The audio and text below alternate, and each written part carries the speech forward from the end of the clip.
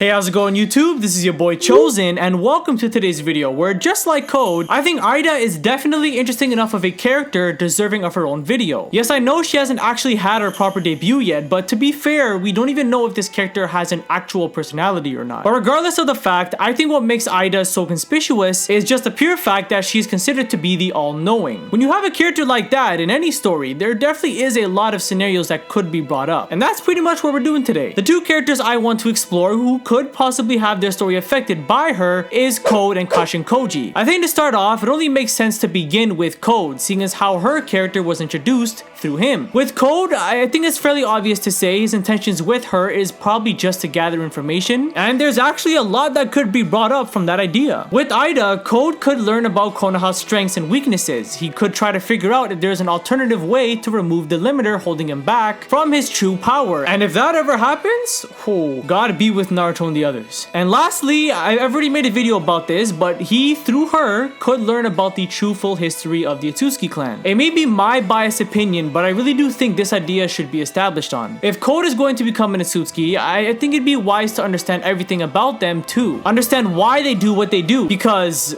listen, I just don't want to believe they're just doing this only for the sake of power, without a secondary reasoning. There has to be something. For him to become an Itsuki god, he should probably at least understand everything there is about them. I think that's at least fair. In chapter 56, a model states that Code has an adoration for the Itsuki, which is why regardless of him being stronger, he didn't want to disrespect Jigen and undermine his status as a leader. But why? It'd be one thing if a model said Code specifically only admired Isshiki, but he said the Itsuki in general. The way it sounds, if Momo, Kinshiki, Kaguya, every member were to stand before him, that would be heaven to Code. That's what you probably could imagine a wet dream for him would be. He just has such high praise for the clan. But why? Like I said, I highly doubt they just seek power to rule without an ulterior motive. There has to be something. And I do believe with Eida, this will be introduced to us probably next chapter or later in the future. As for the limiter thing, I'm not too fond of this idea, regardless even if it's a possibility. I think him needing to go remove it through a model works out perfectly, because he also plans to get revenge on Naruto and the others as well. So regardless, this is a win-win. It'd be a perfect situation. Now moving onwards to Kaz and Koji, well, firstly, before anything, if you thought Sasuke was bad,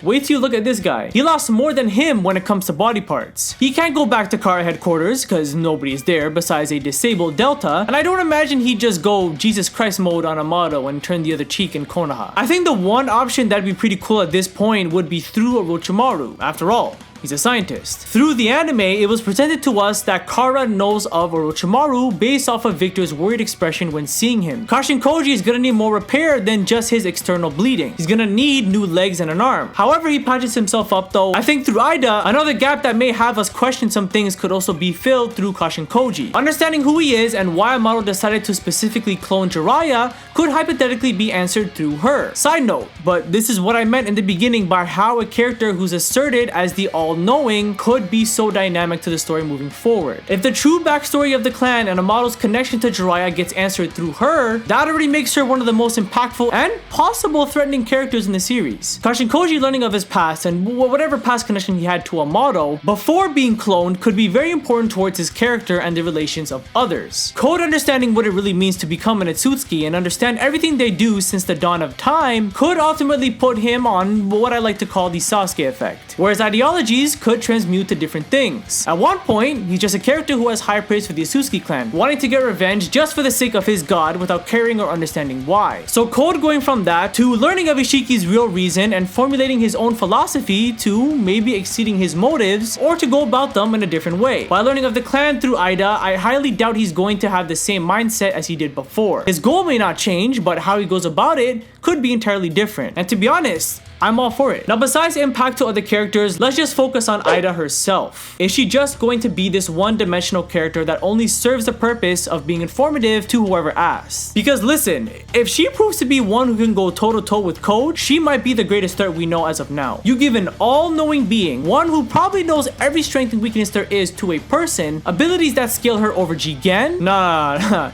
There's way too much. It'd be another case with Madara where the writers wouldn't know what to do with his character and finish her off in a pretty anticlimactic way. Not to mention, if she doesn't have a personality, she could end up being some all-powerful cyborg who knows everything there is to know, while also one who can never let emotions get to her. That is dangerous. A heartless killer is always more fearful than one who shows compassion, regardless if they both kill or not. Eida could be someone who shows no mercy and doesn't hesitate. A weird example, since it's from an entirely different franchising universe, but I think of it like the Winter Soldier in the Avengers. Never hesitated to kill unless he came across Steve. I'd be all down for that, trust me, but I don't think this route would happen, primarily because if Cold's end goal is to become a god like Isshiki said, releasing a being who hypothetically could pose more of a threat than him wouldn't be the wisest choice. Especially if by chance she just happens to go off on her own accord. Cold might not be able to stop her. Remember, there is a limiter on him, not the other cyborgs. They were meant to be disposed, so I don't see why a model bothered to contain them. So no, I don't think she's going to be used for actual combat purposes. However, I think Code is indefinitely going to obtain a cyborg army with the help of Eida. And that could be what really went down in Konoha later in the time skip. Who knows? But anyways, guys, that's going to do for today's video. Let me know how you guys feel about this topic. Do you think Eida could be set up to be a being stronger than Code? Or do you think her only purpose is just to serve information to Code whenever he asks? Thank you guys for watching all the way until the end, and I'll catch you on the next one.